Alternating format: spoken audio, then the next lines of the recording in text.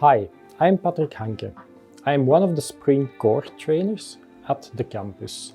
Today, I will explain to you the difference between Spring and Spring Boot.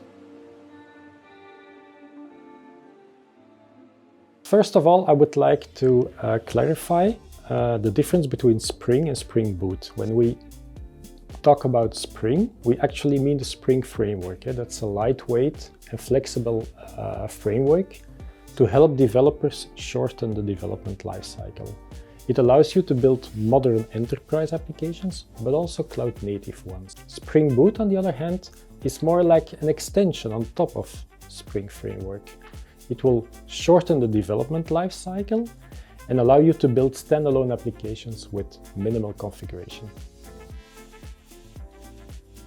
Spring Boot is actually a tool to simplify development of web applications and standalone applications, but also microservices. It builds on top of the Spring framework, which in itself is already handy and useful, but sometimes requires a lot of knowledge and time to customize completely to your needs.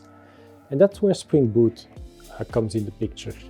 And it does so using three capabilities. The first one is auto-configuration.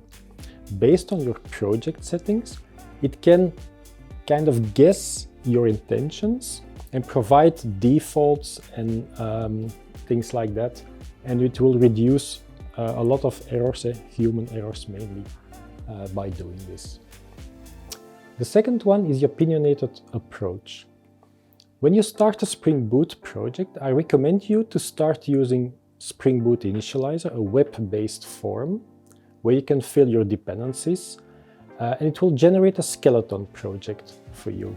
And by doing this, Spring Boot will be able to install all of the dependencies that you need and also provide some defaults to get you started quickly.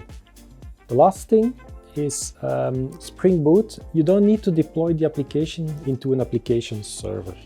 There is no need, because it will embed Tomcat or Netty as a server in your application.